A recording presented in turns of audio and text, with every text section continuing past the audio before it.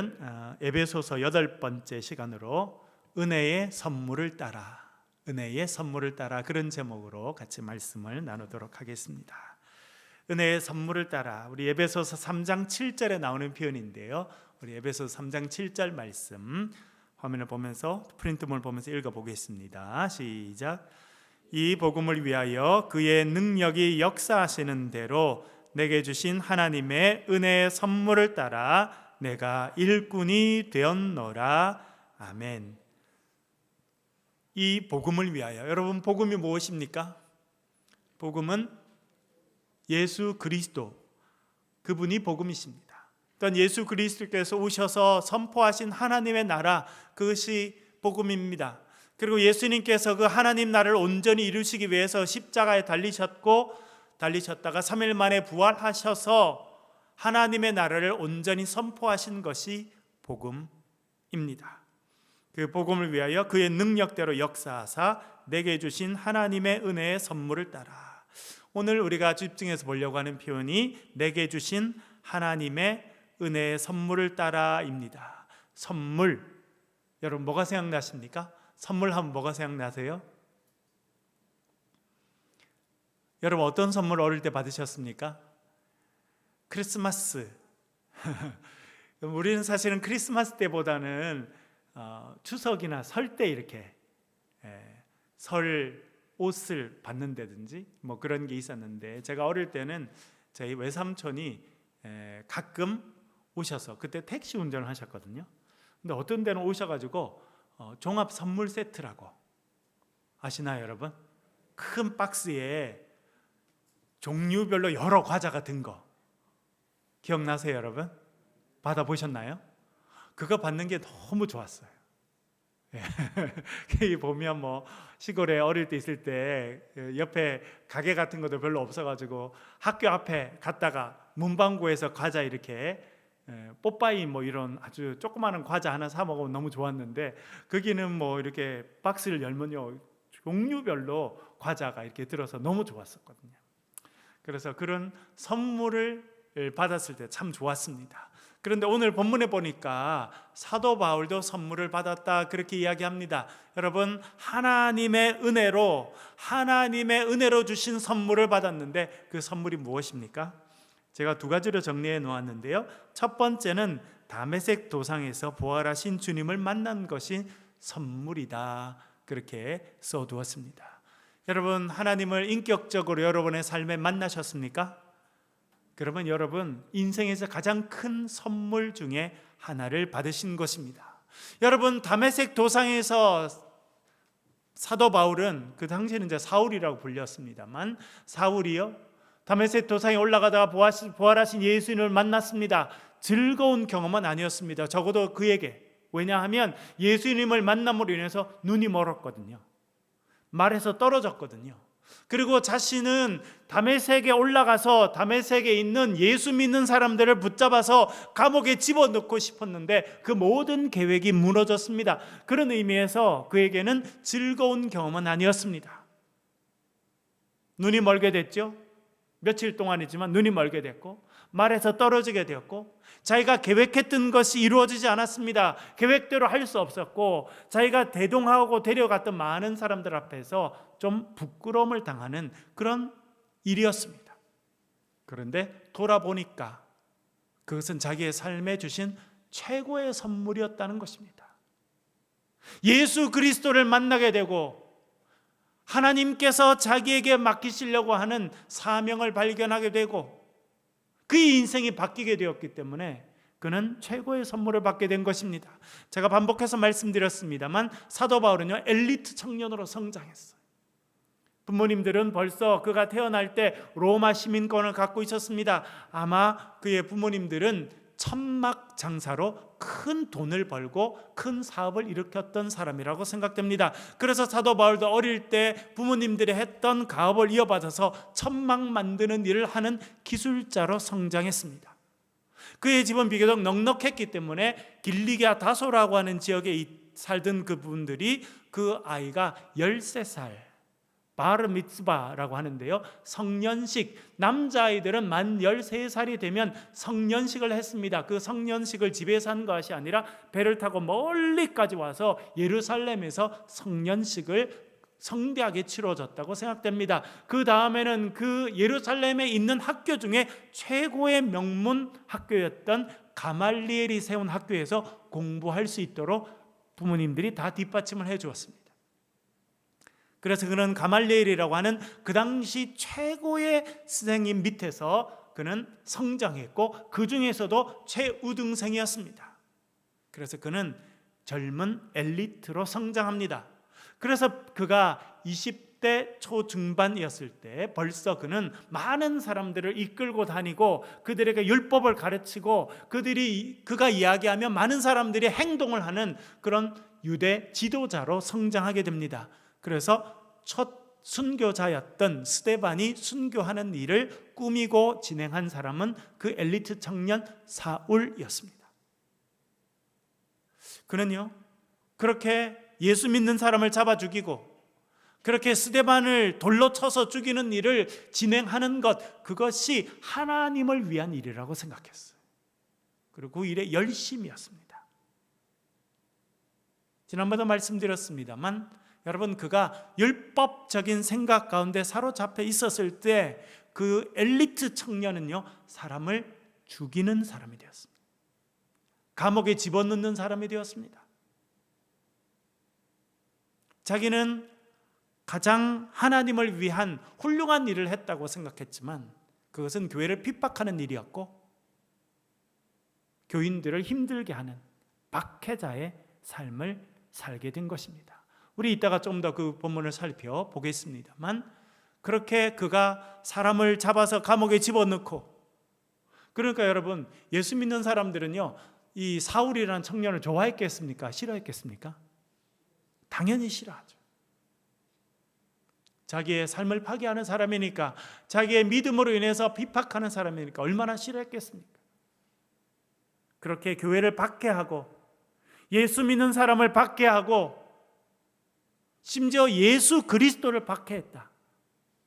그렇죠? 예수님께서 물어보시지 않습니까? 사울아 사울아 어찌하여 네가 나를 박해하느냐? 부활하신 예수님께서 그에게 물어보십니다. 네가 나를 박해하고 있다. 그렇게 예수님께서 말씀하셨습니다. 그는 엘리트 청년으로 부러울 게 없이 성장했지만 그는요, 교회를 박해하고 예수 믿는 사람을 잡아 죽이는 일에 앞장서는 죽음의 일을 하는 사람으로 살았다는 것입니다.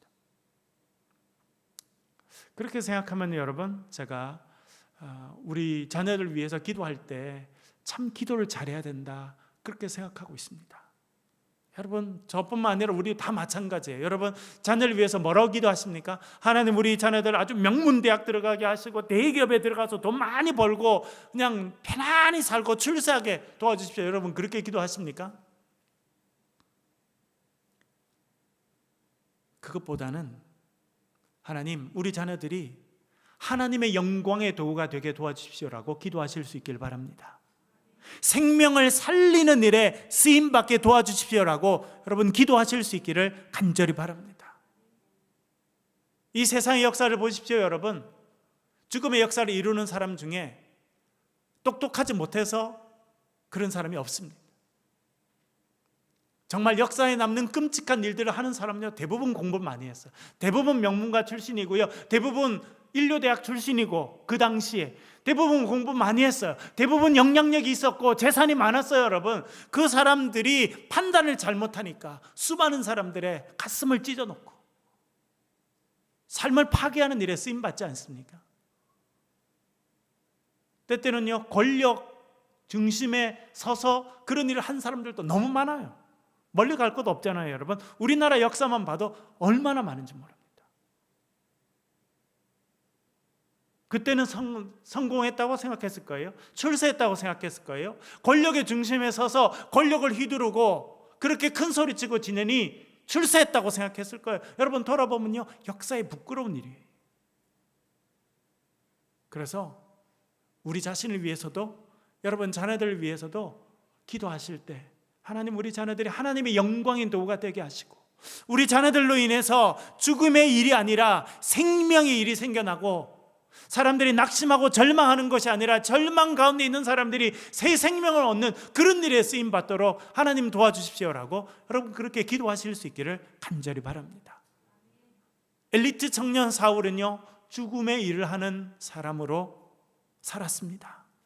그 똑똑한 머리로, 남이 따라올 수 없는 그 탁월한 열정과 열심으로 그는 사람을 잡아서 감옥에 집어넣고 돌로 쳐 죽이는 일을 했다는 거예요. 그런데 하나님께서 그를 불쌍히 여겨주셔서 그가 또 다른 일, 이제 다메섹까지, 여러분 예루살렘에서 다메섹까지 상당히 먼 일이거든요. 말을 타고라도 며칠을 가야 되는 그 정도까지 이제 멀리 가서 사람들을 붙잡아 와서 감옥에 집어넣으려고 하는데, 그 중에 예수님께서 나타나시고 그를 만나주시고 그의 인생을 변화시켜 주셨습니다.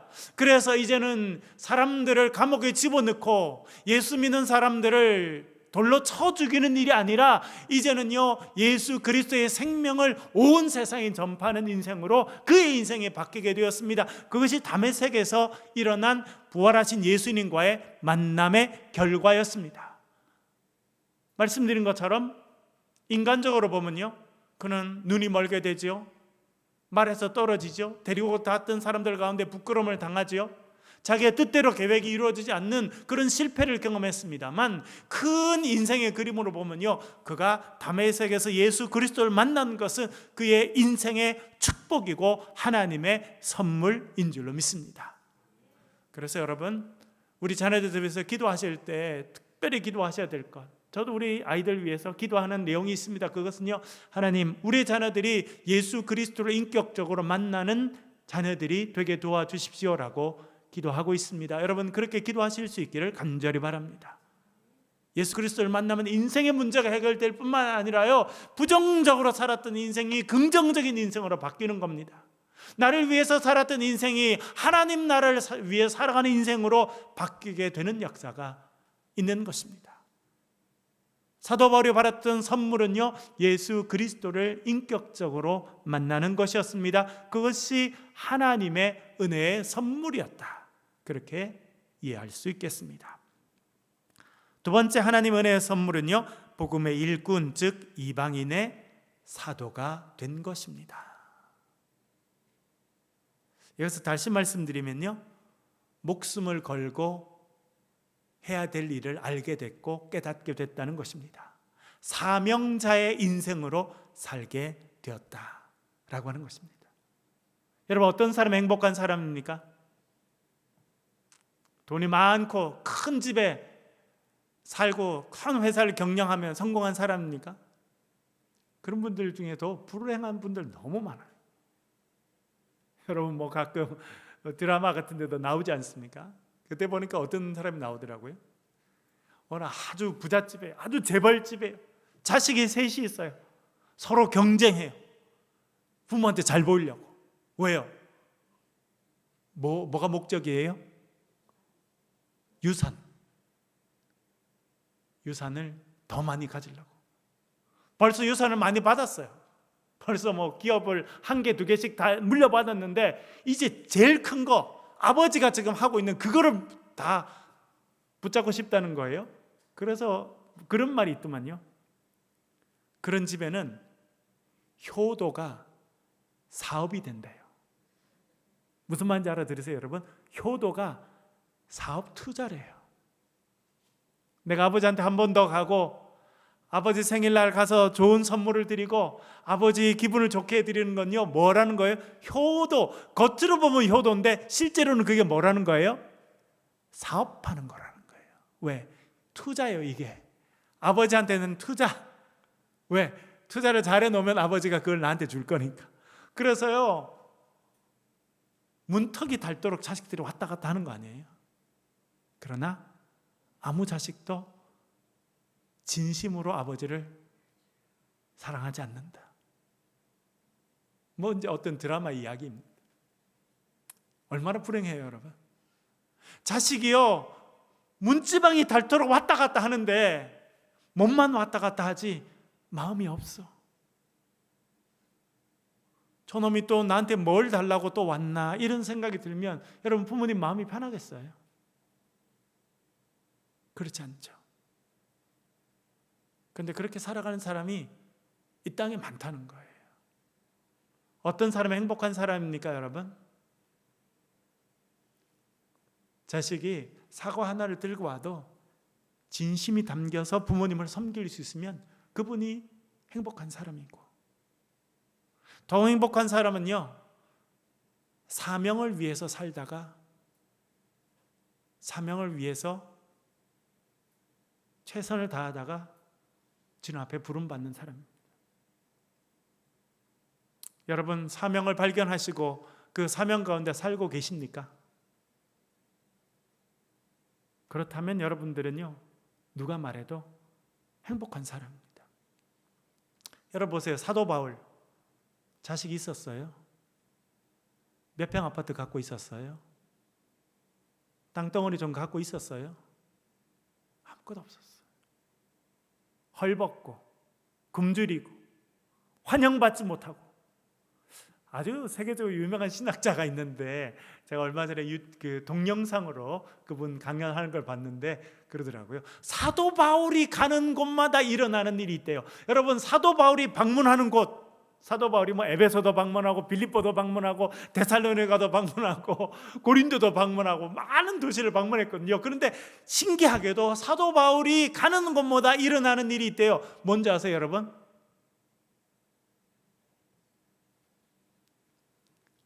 폭동에 가까운 혼란이 일어난대요. 여러분, 사도행전은 잘 읽어보세요. 사도 바울이 가서 복음을 전한 데마다 유대인들이 일어나가지고 사도 바울을 끌고 가고 사람들이 모여가지고 어느 집에 쳐들어가고요. 데살로니가에도 복음을 전했더니 유대인들이 화가 나가지고 도대체 사도 바울 어디 있느냐 찾으러 가니까 야손이라는 사람 집에 살고 있다. 그래서 야손이라는 사람 집에 들어가서 그 사도 바울을 못하니까 그 야손이라는 사람을 붙잡아가지고 그 지역의 제일 높은 사람 앞에 가서 재판해달라고 그러잖아요. 참 쉽지 않은 삶이었겠다. 제가 요즘에 사도 바울에 대해서 연구하고 논문도 쓰고 글도 쓰면서 사도 바울 참 힘들었겠다. 그렇지 않나요, 여러분? 어디 가서 환영받지 못하는 것도 힘든데 환영받는 게 아니라 배척받아요. 나중에는요, 살아남기 위해서 도망을 쳐야 돼요.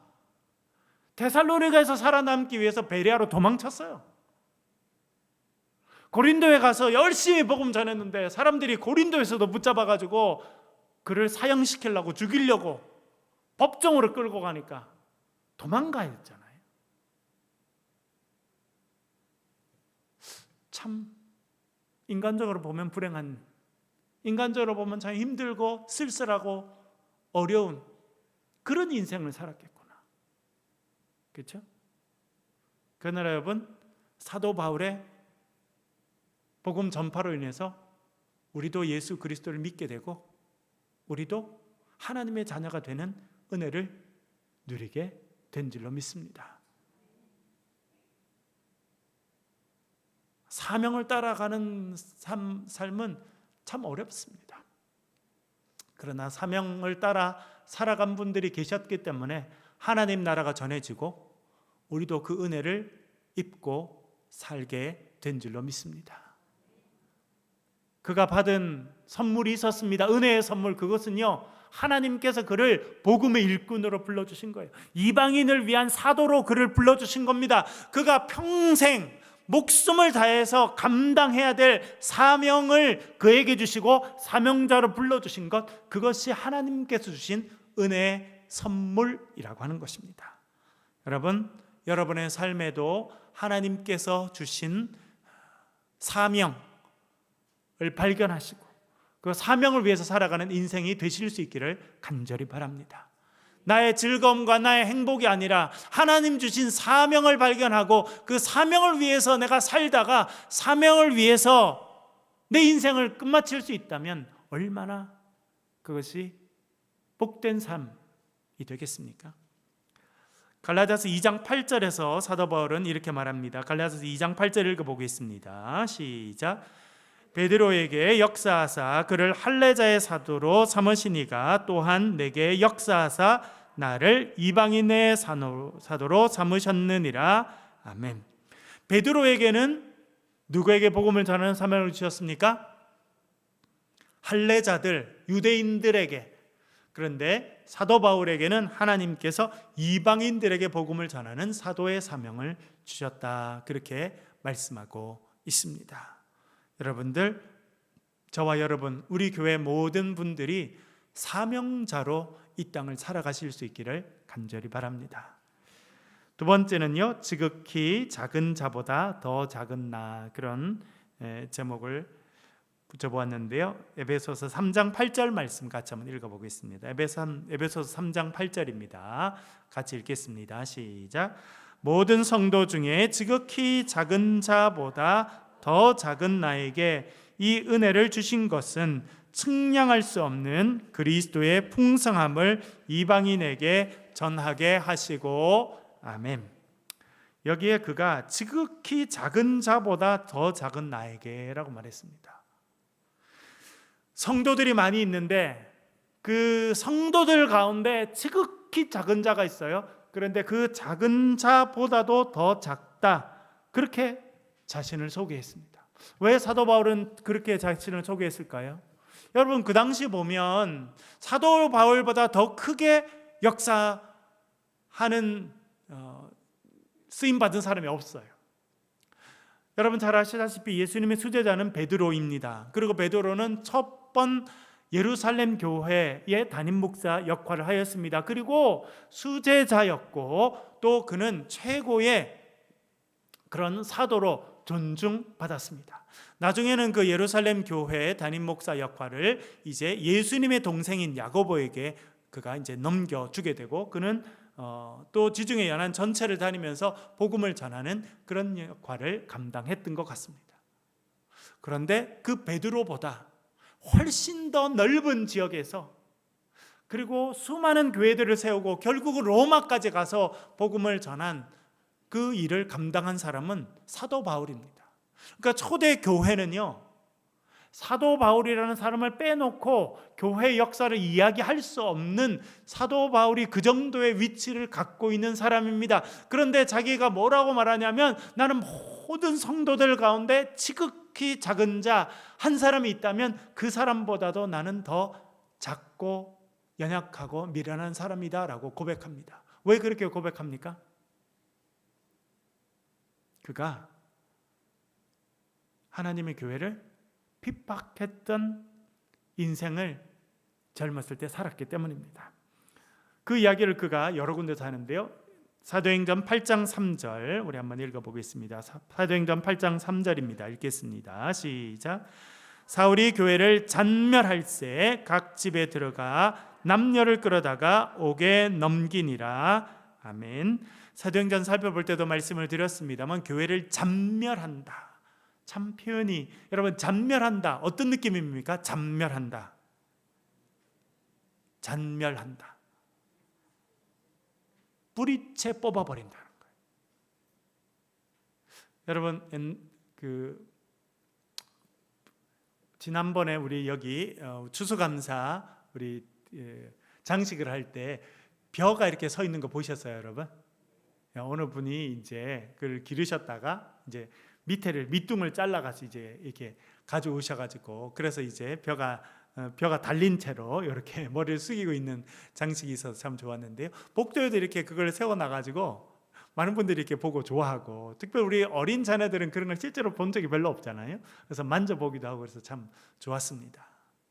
여러분, 제가 어릴 때 시골에 보면 지금은 이제 지금 때쯤은 다 이제 추수가 다 끝났잖아요. 벼를 다 이제 베내고 있는데 그 뿌리는 남아 있어요, 안 남아 있어요? 여러분, 그 벼를 벨 때 뿌리까지 다 뽑나요, 안 뽑나요? 우리 집은 뿌리까지 다 뽑았다. 그런 집 없어요.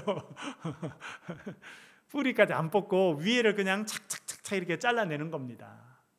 저도 어릴 때 해봤거든요.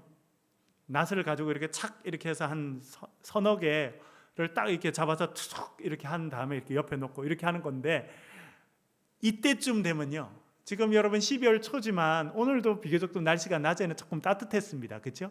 예, 그리고 여전히 뿌리가 남아 있어요. 그리고 비가 오고 그러잖아요. 그러면 어떻게 되나요, 여러분? 남아 있는 그 위에 잘라낸 거기서 싹이 올라올 때가 있어요. 저희 동네만 그랬어요? 그럼 못 보셨어요? 논에 안 가보셨구만요. 저는 어릴 때 하도 논에 뛰고 겨울 내내 논에서 뛰어돌아가지고 그런 거 많이 봤어요. 재밌어요. 다 잘라내도요, 여러분, 아예 안 나는 게 아니라 거기서 어떤 데는 파란 게 나요. 높게 자라지는 않습니다. 계절이 그런 계절이 아니기 때문에. 그러나 이렇게 나요. 그래서 제가 신기하게 생각했어요. 저게 뿌리가 남아 있어서 그렇구나. 언제 뿌리를 다 뽑아버립니까, 여러분? 봄에 논을 해서 이제 모짜리 만들 때 그때 이제 쟁기를 가지고 딱 이렇게 밀어버리니까 그때 이제 뿌리가 다 빠져서 다 그렇게 되는데, 겨울 내내 그런 일이 있어요, 여러분. 뿌리가 남아 있는 거 참 그런 면에서 중요한데, 여러분 구약에도 보세요, 여러분. 이사야가 부름 받았을 때 뭐라 말합니까? 그루터기는 남아 있다고 하잖아요. 그루터기가 뭡니까, 여러분? 뿌리거든요. 위에 등은 잘렸어요. 그러나 제일 밑둥과 뿌리는 남아있다. 그래야 그것이 희망이 되는 거거든요. 그런데 잔멸한다는 건 뭐냐면 그 뿌리조차 뽑아버린다는 거예요. 사울이 그렇게 살았어요. 교회를 핍박하되 뿌리채 뽑아버리려고 노력했다는 겁니다. 그래서 사람들을 잡아서 감옥에 집어넣고 교회를 박해하고 심지어 스데반을 죽이는 일까지 그가 하게 되었다는 것입니다. 그래서 각 집에 들어가 남녀를 끌어다가 옥에 넘기니라. 참 생각하면 그렇죠? 각 집마다 문을 두드리고 예수 믿는 사람 있으면 붙잡아서 감옥에 집어넣고, 얼마나 잔인하게 교회를 박해했는지. 고린도전서 15장 9절에서 그가 이렇게 고백합니다. 고린도전서 15장 9절 같이 읽어보겠습니다. 시작. 나는 사도 중에 가장 작은 자라. 나는 하나님의 교회를 박해하였으므로 사도라 칭함받기를 감당하지 못할 자니라. 아멘. 나는 사도 중에 가장 작은 자라. 하나님께서 나를 이방인의 사도로 불러주신 거 너무나 감사하고 좋고 그것이 내 사명인데, 돌아보면 나는 사도라고 불릴 만한 자격이 없다는 겁니다. 왜 그랬냐면 하나님의 교회를 너무 잔인하게 박해했었기 때문이다. 그렇게 이야기해주고 있습니다. 갈라디아서 1장 13절도 읽어보겠습니다. 시작. 내가 이전에 유대교에 있을 때에 행한 일을 너희가 들었거니와 하나님의 교회를 심히 박해하고 멸하고. 여기도 그런 단어가 나오죠. 박해하고 멸하고. 그러니까 잠시 바람이 잦아들 정도로 짓누르는 게 아니라요, 뿌리째 뽑아버리려고 했다는 거예요. 그래서 디모데전서 1장 15절, 우리가 잘 아는 유명한 구절이 나옵니다. 그가 자신을 이렇게 이제 고백하는데 읽어보겠습니다. 시작. 밑보다 모든 사람이 받을 만한 이 말이요, 그리스도 예수께서 죄인을 구원하시려고 세상에 임하셨다 하였도다. 죄인 중에 내가 괴수니라. 아멘. 죄인들이 있는 중에 내가 괴수다. 여러분, 괴수라는 말이 무슨 말입니까? 우두머리라는 거예요. 죄인들 중에 내가 제일 큰 우두머리 죄인이라는 거예요. 그것이 자기가 교회를 박해한 것입니다. 하나님께서 나에게 은혜 베풀어 주실 만한 일을 못했다는 겁니다. 하나님께서 오히려 나에게 회초리를 내리치고 나를 징벌하셔도 나는 할 말이 없는데, 하나님께서 부활하신 주님께서 나를 만나 주시고 나를 불러서 이방의 복음을 전하는 사람이 되게 하셨으니 나는 지극히 작은 자 중에 더 작은 자고 사도로 불릴 만한 그런 자격을 갖추지 못한 자고 나는 죄인 중에 괴수라는 것입니다. 그런데 나를 부르셔서 하나님 복음을 전하게 하셨으니 내 생명 바쳐서 내 목숨을 조금 더 아까운 것으로, 귀한 것으로 여기지 않는다. 그렇게 그가 고백할 수 있었던 것입니다. 제가 고등학교 다닐 때요, 고2 때라고 생각되는데 성탄절이 됐어요. 요즘에 이렇게 성탄절 되잖아요, 여러분. 근데 옛날에는 성탄절 되면 성탄절 이브에 뭘 했냐면 문학의 밤이라고, 이름은 여러 가지 있었습니다만 하여튼 아이들이 연극도 하고 성경 암송도 하고 찬송도 하고 이런 걸 했어요. 그래서 저는 12월 달만 되면 밤마다 교회 가가지고, 그렇죠? 연습하고, 연극 연습하고, 노래 연습하고, 성경 암송하고, 그러다가 고구마 이렇게 구워서 주시면 고구마 먹고 이런 게 너무너무 재밌었거든요. 근데 제가 고등학교 2학년 때 연극 하나를 제가 대본을 써가지고 우리 그 학생들이 같이 이렇게 연극을 만든 게 있었는데 이기풍 목사님에 관한 것이었어요. 이기풍 목사님. 이기풍 목사님은요 1907년 평양신학교 1회 졸업생이 7명입니다. 그러니까 우리나라 역사에 처음 있었던 신학교가 평양에 있는 평양신학교 마펫 선교사님이 세웁니다. 장로교 선교사였던 마펫 선교사님이 세우게 되시고 그 선교사님의 네 번째 아들이 여기 동산병원에서 47년 동안 근무하신 분이시잖아요. 그의 아버지 마펫 선교사님이 평양신학교를 세우고 7명이 졸업하고 우리나라 역사에 처음으로 7명이 목사 안수를 받는데 그 중에 한 명이 이기풍 목사님이에요. 그런데 그분이 어떻게 목사가 된 줄 아세요? 처음에는 그 사람이 평양 깡패였어요. 깡패고 아주 성질이 그냥 마음대로 살던 사람. 하루는 장터를 지나가다 보니까 키가 훌쩍 크고 삐쩍 마른 코쟁이가 한국말로 서툴게 뭐 예수가 어떻고 저쩌고 그런 이야기를 하는 거예요. 꼴 보기 싫었어요. 다음에 또 장터를 지나가는데 그 삐쩍 마르고 키 큰 코쟁이가 또 뭐 예수가 어쩌고 저쩌고 예수가 어쩌고 저쩌 저런 인간이 들어와서 뭔 소리 하나 이러고 옆에 있던 큰 돌을 집어 던져버려가지고 마페 선교사님의 턱에 맞습니다. 그래서 마페 선교사님이 피를 흘리고 턱이 상하게 돼요. 그래서 흉터가 남게 되는데 그 일을 이기풍이가 했어요. 그런데 그 마페 선교사님이 그렇게 자기를 돌을 던져서 자기의 턱을 상하게 한 그 이기풍이를 사랑해주고 그에게 복음을 전해줘서 그가 변화돼서 우리나라 첫 7명의 평양신학교 졸업생 중에 한 명이 되고 첫 목회자 7명 중에 한 명이 됩니다. 그리고 그는 생각합니다. 나는 평양 깡패요. 나의 영적인 스승이신 마페 선교사님에게 돌을 던져서 그분의 턱을 깨뜨린 그런 죄인 중에 하나인데 어떻게 이 은혜를 갚을까? 기도하다가 그는 선교사로 파송해달라고 부탁합니다. 그래서 그는 우리나라 역사 처음으로 선교사로 파송되는데 그가 파송된 선교 지역은 제주도입니다. 그래서 제주도에는 이기풍 선교센터가 지금도 남아 있습니다. 그렇죠? 자기가 깡패였고 자기가 그렇게 괴롭힌 서양인 선교사님 그분이 나중에 평양신학교 교장 선생님이 되셔서 자기를 지도해 주신 마펫 선교사님이 되신데 그래서 그는 그 은혜에 감격해서 자진해서 그는 제주도로 가서 선교하는 그런 일들을 하게 되었습니다. 사도 바울도요 내가 교회를 핍박하고 잔면하고 그런 죄인인데 하나님 나를 부르셔서 사명을 주셨구나. 그래서 그는요 그 은혜를 생각하며 평생 그 일을 감당하고 살았습니다. 여러분 저와 여러분 크기는 다르지만 우리도 다 하나님 앞에 설 수 없는 죄인인데 하나님께서 우리를 불러주셨습니다. 그 은혜에 늘 감사하며 살아가실 수 있기를 간절히 바랍니다. 3장 9절 말씀 감춰졌던 비밀에 관한 이야기인데요. 한번 읽어보겠습니다. 시작. 영원부터 만물을 창조하신 하나님 속에 감춰졌던 비밀의 경륜이 어떠한 것을 드러내게 하려 하심이라. 아멘. 하나님 속에 감춰졌던 비밀의 경륜 그것이 무엇입니까 여러분? 그것은 예수 그리스도를 통해서 저와 여러분을 다 하나님의 자녀로 불러주시는 것 그것이 비밀의 경륜입니다.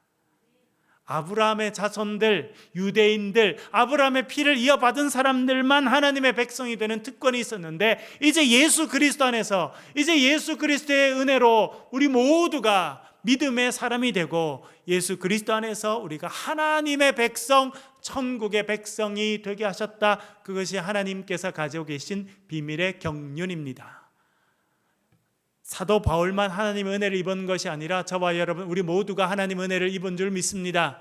그 은혜에 감사하고 하나님 주신 이 은혜를 전파하며 살아가는 또 사명자로 살아가는 저와 여러분 되시길 주의 이름으로 간절히 축원합니다. 우리 한번 기도하겠습니다. 말씀을 가지고 기도하겠습니다. 하나님 우리에게 은혜의 선물을 주셔서 우리를 주님 만나주시고 주님의 일꾼 삼아주셨습니다. 주의 사명자로 살게 도와달라고 기도해 주시고, 우리 교인 중에 한 분 내일 참 큰 수술을 아침에 받게 됩니다. 하나님 함께 하시고 주님께 친히 치료하시고 회복시켜달라고 기도해 주시길 바랍니다. 우리 기도점을 가져가 통성으로 같이 한번 기도하겠습니다. 아버지,